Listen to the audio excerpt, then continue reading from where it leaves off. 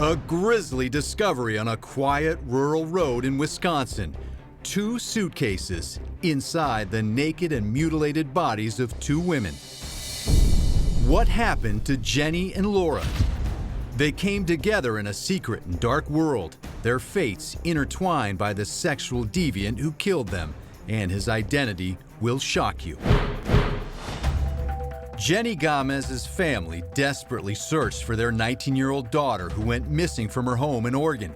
The following year, Laura Simonson, a mother of 7 from Minnesota, vanishes. Over the span of 15 months, under the circumstances in which the defendant acknowledged, by gagging them with a ball gag in the mouth, ropes around the neck, hands tied behind their back, blindfold over their face, he may call it accidental, I call that murder.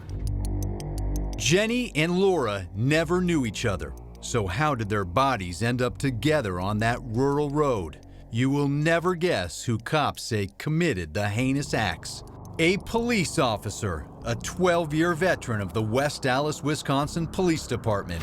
His name, Steven Zellick, and he apparently led a double life. By day, a police officer. By night, a sadist who makes 50 Shades of Grey look like a fairy tale. I can confirm that we are investigating that aspect of this investigation. Our Milwaukee affiliate, WITI, following the story. Here's Zellick in court. The 52-year-old has traded his blue uniform for an orange jumpsuit. Zellick telling detectives he met Jenny on a bondage website. Jenny traveled more than 2,000 miles from Oregon to rendezvous with him at a Wisconsin Comfort Inn, where the two engaged in BDSM, an alternative sexual culture of bondage, dominance, and sadomasochism. The two played a choking game. Jenny didn't make it out alive. They spent days at the hotel. He participated in a BDSM session, and during that session, he ultimately took her life. Months later, police say Zellick met 37-year-old Laura Simonson, also on a bondage website. Laura and Mr. Zellick were not strangers. They had a previous relationship through the internet. This was not something random where he picked her up off the street and kidnapped her and held her against her will. The two checked into this Microtel Inn, a midway point between their homes. They stayed for just 24 hours. Zellick telling detectives they played that same choking game when he lost control and accidentally killed her. What we do know points to the deaths being caused by people meeting in a hotel room and something going terribly awry after consensual activity. Zellick told investigators he stuffed the bodies of both women in suitcases and brought them back to his apartment, where he stored them in his refrigerator, one of them for close to a year.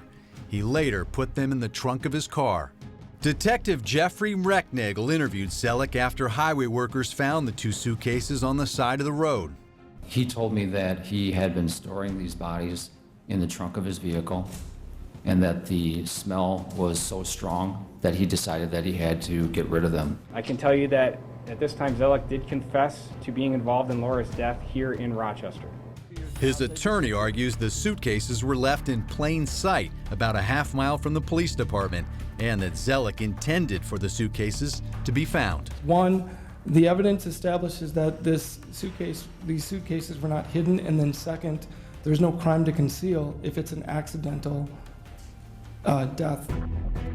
After the bodies of the women were discovered, detectives investigate Zellick's profile on sexual fetish websites. They uncovered his profile on a site called Collar Me. He used the handle Mr. Handcuffs. In his profile picture, he looks like a regular guy, but looks can be deceiving. On his page, Zellick said he was seeking a 24/7 slave for absolute ownership. There is nothing better than a slave tied tight, gagged, blindfolded, and hooded. Shock. I still can't believe it's him. Jamie Bates was his roommate for about a year and can't believe Zellick was someone who got pleasure in slaving and torturing women. He was always really, really nice. He never raised his voice to me, laid a hand on me or my kids.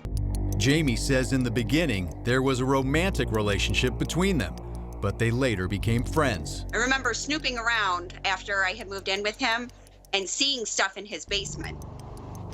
What kind of stuff? Oh my gosh. I seen a crate for a dog, one of the big wire crates. Some weird bondage contraptions. It was always hard to broach that kind of stuff with him. Jamie says Zellick was nice to her children and would even send her flowers. But one day, Bates says her roommate revealed a sickening secret. He had said that he kept a girl for 7 years in his apartment in this crate, this cage. And he would leave her in there during the day when he went to work as a police officer. And he would come home on lunch and check in on her.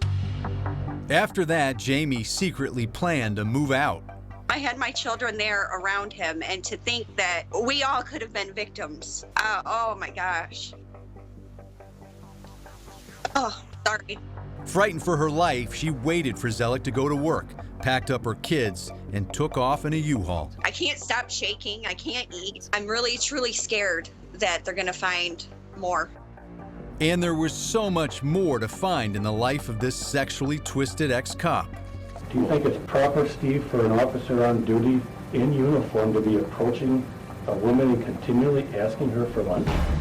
Coming up, Zellick's own boss, the chief of police, calls him out, as you'll hear in a series of recordings revealing just how far Zellick would go to feed his sick obsessions.